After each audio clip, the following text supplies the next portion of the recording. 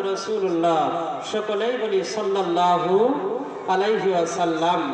মা আমিনার দুলাল আব্দুল্লাহর বেটা মোহাম্মদ বিশ্ব নবীকে বেঈমানরা বিশ্বাস করতেন, তিনাদের দামি দামি জিনিসগুলো নবীজির কাছে জমা রাখতেন, কিন্তু নবীজিকে নবী বলে স্বীকার করতেন না।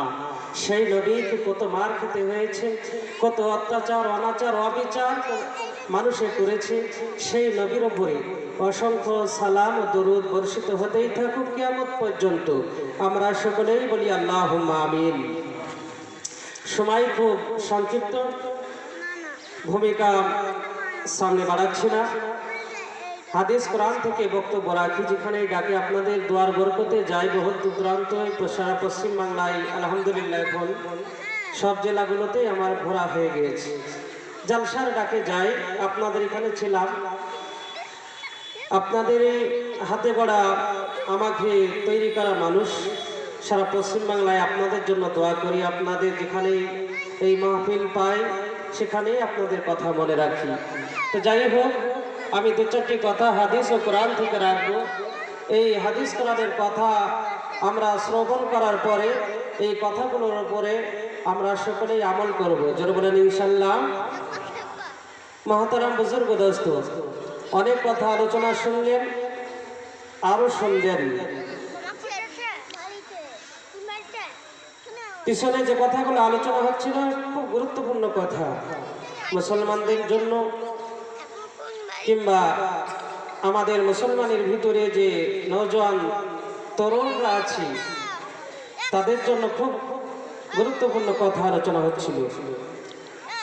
আমরা যাই করি না কেন, আমাদেরকে যদি আমরা নামাজ না পড়ি তাহলে কিন্তু পরকালে আমরা ধরা পড়ে যাব, পাকড়াও হয়ে যাব। নামাজটা হচ্ছে মেন, তারপরে আস্তে আস্তে আরো আমল যেগুলো আছে, যেগুলো বদ আমল সেগুলোকে ছেড়ে দিতে হবে, ভালো আমলগুলোকে আমাদেরকে আঁকড়িয়ে ধরতে হবে।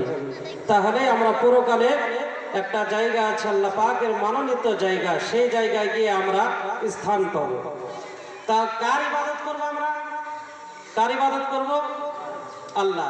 আল্লাহ রাব্বুল আলামিন পবিত্র কোরআনে ঘোষণা করছেন, ভূমিকা নিলাম না, ডাইরেক্ট কোরআন। আল্লাহ রাব্বুল আলামিন পবিত্র কোরআনে ঘোষণা করলেন, 1 নম্বর পারা 2 নম্বর সূরা আয়াত নাম্বার 21 নম্বর আয়াত আল্লাহ বললেন, ইয়া আইয়ুহান নাস উবুদু রাব্বাকুমুল্লাযী খালাকাকুম ওয়াল্লাযীনা মিন ক্বাবলিকুম লাআল্লাকুম তাত্তাকুন। আল্লাহ রাব্বুল আলামিন বললেন, तमाम পৃথিবীর মানুষেরা।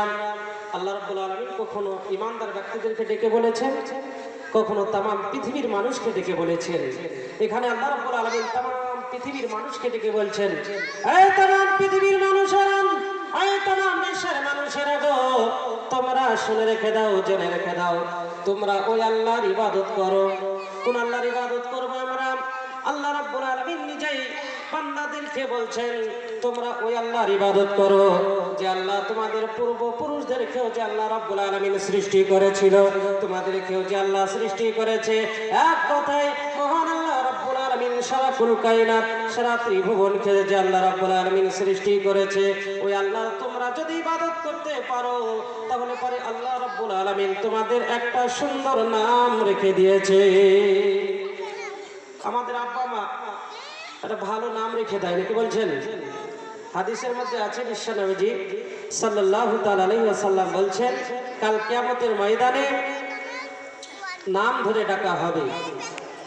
যদি নাম উল্টো পাল্টা হয় তাহলে বিচার কাল কিয়ামতের ময়দানে উল্টো পাল্টা হয়ে যাবে। এই যে একটু আগে শুনছিলেন, যাদের অনুসরণ করবেন তাদের সঙ্গে তাদের হাসর নাসর হবে। যদি মিঠন চক্রবর্তী, আইনাল চক্রবর্তী, জয়দীপ চক্রবর্তী নাম যদি রাখেন, বাপমা গার্জেন দুজনেই জাহান্নামে যেতে হবে। বেটাকেও যেতে হবে, বাপকেও যেতে হবে জাহান্নামে। নাম ভালো লাগবে। আল্লাহ রাব্বুল আলামিন আমাদের নাম কি ধরলেন? আল্লাহ রাব্বুল আলামিন বললেন, তোমরা যদি ভালো ইবাদত করতে পারো, আমার ইবাদত তোমরা যদি করতে পারো, তাহলে আমি আল্লাহ তোমাদের একটা নাম রেখে দিলাম। সেই নামটা হচ্ছে লাআল্লাকুম তাত্তাকুন। তোমাদের নামটা অপর নাম হচ্ছে মুমিন মুত্তাকিন। জোরে বলেন মুমিন মুত্তাকিন। আল্লাহ রাব্বুল আলামিন আমাদের নাম রেখে দিয়েছে। এই মুমিন মুত্তাকিনদের কাল কিয়ামতের ময়দানে কোথায় স্থান হবে, জায়গা হবে, সেটাও আল্লাহ রাব্বুল আলামিন বললেন। কোথায় জায়গা হবে? ফারাউহুম ওয়া রায়হান ওয়া জান্নাতুন নাঈম। তামাম পৃথিবীর মানুষেরা, তোমরা কেন আল্লাহর ইবাদত করো না? তোমরা কেন আল্লাহর প্রশংসা আদায় করো না? আল্লাহ রাব্বুল আলামিন রায়হান নামের একটা জান্নাত রেখে দিয়েছে। ওই জান্নাতে তোমাদের মতন এই সব মানুষগুলো, অর্থাৎ ইবাদত করলে মানুষগুলোকে আল্লাহ রাব্বুল আলামিন ওই রায়হান জান্নাতে রেখে দেবে। যারা বলেন সুবহানাল্লাহ। তাহলে আমরা কোন আল্লাহর ইবাদত করব? আল্লাহ কটা গো? কয়েকদিন আগে মেদিনীপুর জালসায় গিয়েছিলাম, তো ওখানে আমরা জিজ্ঞাসা করলাম 2 ঘন্টা বক্তব্য, আল্লাহ কটা? তো একজন উঠে ফট করে বলছে যে 2টো। কটা? 2টো। তা বললাম ঠিকই বলেছো, মানে আল্লাহ যে কটা, এই যে মুসলমানের সন্তান আমরা, আল্লাহ যে কটা সেটাও আমরা জানি না। কালেমাটা যদি বিবাহ পড়াতে যাই, কালেমাটাও সঠিকভাবে আমরা বলতে জানি না, ইমাম সাহেবদেরকে বলতে হয়। এমন একটা সমাজে আমরা পৌঁছে গিয়েছি ভাই বাপজিরা।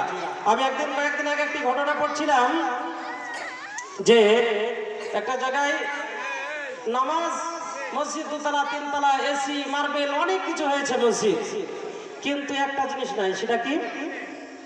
জি, মুসল্লি নাই। তো দেশের নেতা যারা মোড়ল মাতব্বরি আছে, তারা চিন্তা ভাবনা করলো যে আমাদের মসজিদ 2 তলা 3 তলা, এসি, মার্বেল সব কিছু হয়েছে, কিন্তু মুসল্লি নাই, মুসল্লি কি করে বাড়ানো যায়? তেনারা চিন্তা ভাবনা করতে করতে করতে বললো ঠিক আছে। একজন পাগল মতন ছেলে এসে বলছে, মোড়ল সাহেব তো কি হলো? তো বলছে একটা চিন্তা ভাবনা আমার, যদি আপনারা নেন তাহলে পারে বড় ভালো হয়। তো বলে কি চিন্তা ভাবনা? তো বললো যাদের বিবাহ হয়েছে তাদের ঘুরে আবার বিবাহ দিয়ে দেওয়া হবে, আর যাদের বিবাহ তো হয়নি তাদের আবার বিবাহ তো দিয়ে দেওয়া হবে। মসজিদে ফজরের সময় যদি নামাজ পড়তে কেউ না আসে, তাহলে যাদের বিবাহ হয়েছে তাদের আবার আরেকটা বিবাহ দিয়ে দেওয়া হবে, আর যাদের হয়নি বিবাহ তাদেরকে বিবাহ দিয়ে দেওয়া হবে। এই ঘোষণা একদম এলাকায়, সমাজে, গ্রামে করে দিল, ঢোল পাটি বাজনা করে দিল।